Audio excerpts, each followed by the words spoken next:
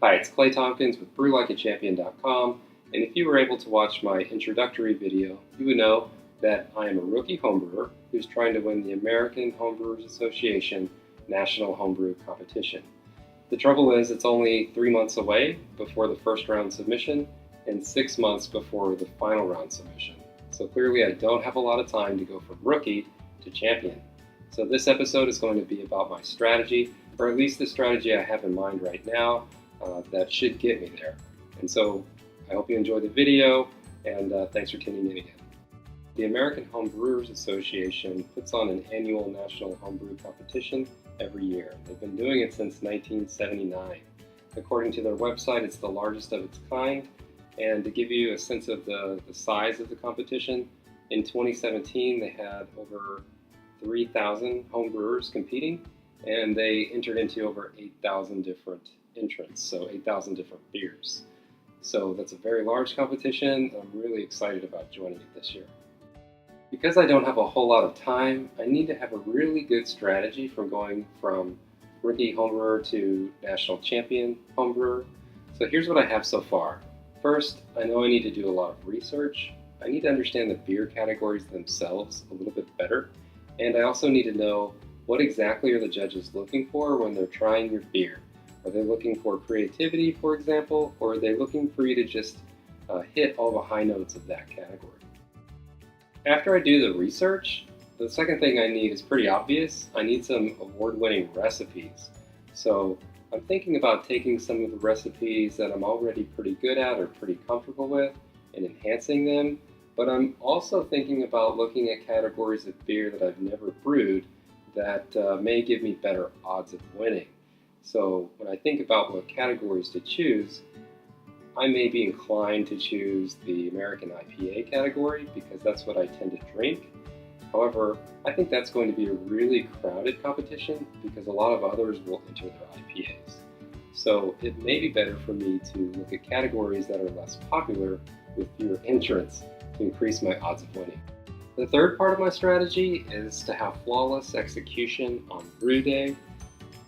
What do I mean by that? Well, I don't have as much time as I would like, so I really don't have time to perfect recipes. So whatever recipes I come up with, I just have to get it right the first time. So one brew day per entrant is the plan. I think that my time may be better off spent practicing different techniques, and I can do that by watching videos on YouTube. I can brew beer with friends that are more accomplished at brewing than I am. So that's my thought, and that's my strategy in a nutshell. All right, with the strategic stuff out of the way, what I'd really like to do now is drink some beer. And so what I'm going to do, I'm going to go to my keg, and I'm going to get my current homebrew, which is an oatmeal stout. And what I'd like to do is compare it to an oatmeal stout you can buy in the store. So I have a beer in my fridge. I'll get that out, and what I'm trying to do is compare, see where I'm at, benchmark myself. I'm also trying to hone my palate a little bit. I know that the beer judges know exactly what they're looking for when they try different categories of beer. So I'm trying to see if I can pick up and taste some of the same flavors they would pick up, smell the same aromas. Am I getting that out of my beer? Do I get it out of the commercial beer? I feel like by increasing my taste for beer, I'm increasing my odds of winning the national homebrew competition. So it should be fun. Stick around. Let me go get that beer. All right, now for the part that I've been waiting for, the beer taste test. So I have my homebrew that I just poured from my keg just a minute or so ago. The head's kind of already receded a little bit, but this is an oatmeal stout. And on my right, your left, is an oatmeal stout that I bought from the store, Samuel Smith oatmeal stout. Now, right off the bat, I notice a few differences. First, like I mentioned, that the head on my beer has already receded for the most part. There is a little bit of foam, and the foam that's left is about a tan color, and I think it should be from tan to brown. Now, when I look at the store-bought, the Samuel Smith is definitely a browner color head, and from what I've already seen, the head retention, I poured this out before messing with the camera and everything, and the head was a little bit thicker then, but it's still holding up, and it's definitely a brown color, not so much the tan, definitely not a white, it's more brown. But other than that, You know, they both look very similar. Brown to opaque. I think maybe theirs is a little bit more brown than mine, more opaque.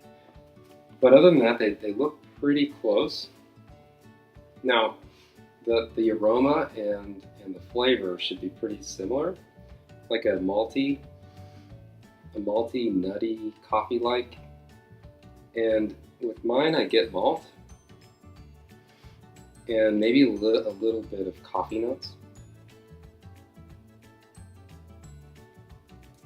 It's definitely good, and you know, I get malt. I think I get nuttiness, but I'm not so sure about the coffee. Maybe a little bit, but it's good. And if it were up to me, I would say, you know, this definitely represents the oatmeal stout category pretty well. Now, with theirs, I think I'm getting more complex aroma. Definitely malty and nutty. And I think with theirs, the coffee aroma is stronger than with mine. Now, tasting it, that's very good. And tasting it, I'm picking up similar flavors, but more complex. And I think the biggest difference for me is the mouthfeel. This is a lot creamier. This is creamier, full-bodied. Mine, compared to this, is this is a little thinner. So, you know, that's a really good beer.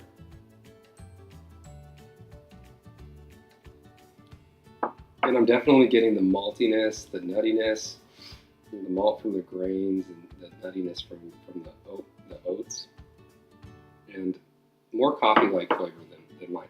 Both are very good, but I have to give the advantage to the Samuel Smith. This is a really good oatmeal stout. But I have to say I'm impressed with my homebrew. I think this would hold up. Definitely tastes like an oatmeal stout should, but you know, the complexity. The